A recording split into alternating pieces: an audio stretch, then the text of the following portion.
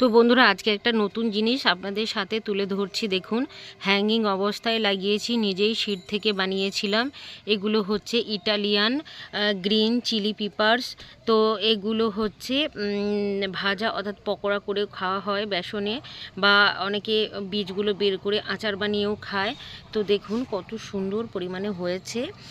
এগুলো আমি কোকোপিটের মধ্যে হ্যাঙ্গিং অবস্থায় ছোট্ট ছোট্ট পটের মধ্যে, এই দেখুন স্যানিটাইজারের বোতল সেটাকে কেটে এইভাবে গণেশ বানিয়ে এর মধ্যেও বসিয়েছি। আর কত পরিমাণে হয়েছে দেখুন। আর আমি জাস্ট হালকা হাতে ফুলগুলোকে পলিনেশন করে দিই, চেপে যাই।